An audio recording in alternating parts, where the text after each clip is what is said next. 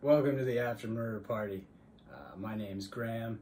I'm your host here in Brooklyn. I hate the name the After Murder Party. We can do better. I named it that. I can do better.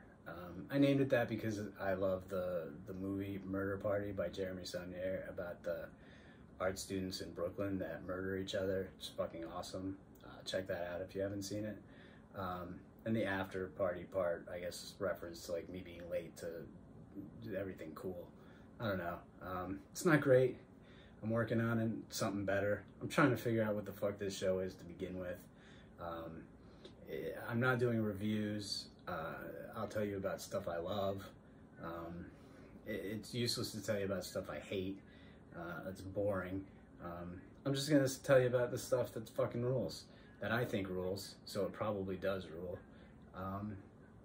There'll be cats. There'll be movies, music, guest spots, really a lot of cool stuff. So for now, the After Murder Party, episode 3. I'll think of a name later. The other day, Jonas Barnes, my co-host at AGHP over here, was like, yo, Barbarian lived up to all the hype. And I said, oh my God, what's Barbarian? I had never heard of it, but it had hype. So like people were hearing about it. So I was very excited, actually. It's rare that I haven't heard of a movie. I hear about it. That's just sounded terrible. Anyway, I didn't know anything about it. I love going into stuff not knowing anything about it. The less I know, the better, every single time. So I grabbed Miles and we ran off to the theater, and I'm gonna tell you nothing about it. I'm gonna tell you that it fucking ruled. It was brutal. It's fucked up, and the way it unfolded was super cool and unique, and just an excellent movie from, I believe, a debut feature film from Zach Kreger. Just awesome. In theaters now, Barbarian. Go check that out. So Mindforce is a upstate New York hardcore band on Triple B Records that I fucking love. They play a perfect balance of metal and East Coast hardcore. Just the way they particularly have those two genres sit on top of each other and are both so clear at the same time, but mixed so well is done unlike anybody else. It's so good.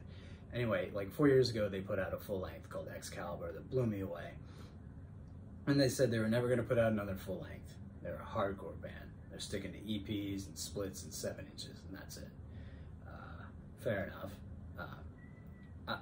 Now we got a fucking full length. I love it when bands are like, we're not going to do that thing, and they do it. Selling Out's a good one. Anyway, Mindforce is fucking incredible. They're, are they the best active band in hardcore right now? Probably not. Are they the most exciting hardcore band active today? Nah, it's probably Soul Glow. It's definitely Soul Glow. Do they every single time put out a fucking song? Is it the perfect mix of fucking razor sharp metal riffs with like a perfect shouty shout, unique voice over it that makes you just feel like what hardcore makes you want to feel? 100% every time. It's fucking amazing. And this is just 10 more songs of fucking awesome riffs. I think I counted, I tried to count. I'm not great at math, but it was 10 songs, and the riffs was about a minute. It was like 39,000 riffs in 17 minutes. It was fucking amazing. And it's like, it's not like just riffs everywhere. It's like banger riffs every single time. New Lords, come on, get it. You know, it's that upstate Triple B shit. It's really fucking good. You'll love it if you love hardcore. You probably don't. The hardcore kids are pissed that they put out a full length. They're like, we got more music than we were expecting. This is fucking a travesty. Hardcore used to be so cool. Phobophilic is a death metal band out of North Dakota, Fargo. And they just released today their debut album, Enveloping Absurdity, and it's inspired lyrically by, probably musically too, by German and French philosophers. It's really dark. It's like about the darkness of the human condition and shit. It's really good and dark and oppressive. And there's Max. He liked it a lot. So it sounds like a European goth collective decided, instead of making like meandering, melancholic, droney synthwave, they're like, we need to make some shit that just kicks and spits. And so they started a death metal band. And that's what it would sound like. And it's fucking awesome. Goth death metal, I'm all about. Phobophilic, Enveloping Absurdity, just depressing and dark. So awesome. So Ty West released X earlier this year. It was fucking fantastic. It's my favorite horror movie of the year. Easy. One of the cooler parts about that movie, besides the entire movie, was post-credits. There was essentially a trailer for a surprise prequel to X called Pearl, following the character Pearl in the movie. Pearl is played by Mia Goth, who also played Pearl in X, and Maxine in X. She's unfucking real in this movie. Up there with like Toni Collette in Hereditary, her performance is the movie. So yeah, it's a prequel that takes place about 60 years before the events of X. It's Pearl's origin story, flat out. It's Mia Goth's performance that is the center of this movie, and around it is Ty West basically playing with, instead of the Texas Grindhouse style, the Disney Technicolor style. And the sound and the score, just unbelievable. Once again, that's one of Ty West's strong suits, I think. His score and sound editing is second to none. It's perfect. So is this movie, honestly, as far as prequels go. I don't think it works without X, but I think it makes X better, and in turn is just great. It's worth it just to watch Mia Goth tell her friend Mitzi what she's feeling. There's a scene there. You'll see. It's amazing. Go see this movie, Pearl, Ty West, in theaters now. Mia Goth is fucking unreal. Oh, snap, we got another episode of Ketchum's Corner right now. Ashley, take it away. With Halloween Ends coming out, I think it's time we admit Michael is one of the best slashers ever, and it has very little to do with the actual movies, because the argument can be made that him versus Dangertainment and Busta Rhymes was not good.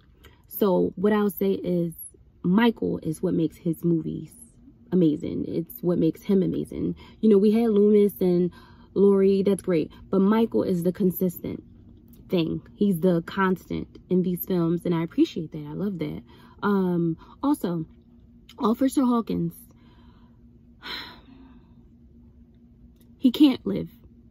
I'm sorry, I could find a nicer way to say that. He must perish. He must. This guy cannot survive this trilogy. One, is too many survivors, but that's neither here nor there. But most importantly, he's like the Dewey Riley of this trilogy. I say that because he can't shoot and he sucks. The only thing is, people actually adored Dewey. Not me, but people did. But Officer Hawkins, if you need a refresher really quickly, he was the guy who keeps shooting at Michael, the cop, but he keeps missing every single time. And Michael's just casually walking, and this guy's just destroying property. He's a menace to society, actually. He's horrible. Like, that's a nice way to put it. And obviously I'm not talking about the actual guy, because, you know, I respect the actor. But the way the character is written, he's just so annoying. And then I think he hints to him being the one that actually finishes things off. And we know it's not going to be you. You don't deserve that. You haven't earned that. So I hope that Michael actually finishes him off in the best way possible. I say this because, you know, I don't really like survivors. I do love the final girl, but when there's no final girl, I appreciate that more. And I love Lori, I do, but she's actually one of my favorite final girls, top 2. But when it comes to Michael, anybody can go, and that includes her. So, you know, if he, back to Hawkins, if he actually does kill Officer Hawkins, I will celebrate. If not, this next video, you'll see me dressed in black, mourning. I will be in tears. So, we'll see. Enjoy. What a very nice way of saying that cop needs to die. With another excellent edition of Ketchum's Corner from Ashley Ketchum, our Philly horror respondent. Thanks again, Ashley. And thank you all for watching this goofy show, The After Murder Party. If you have questions, throw them down in the comments. I'll try to answer them. If I don't know the answer, I'll make it up. If it's opinion, then I don't have to, so that's cool. I'll be doing some lists. If you have ideas for lists, throw them down there. Give us a like and a subscribe. Go check out our Patreon and become a member of the Army of the Goddamned, the literal coolest people in the fucking universe. In the meantime, though, remake everything.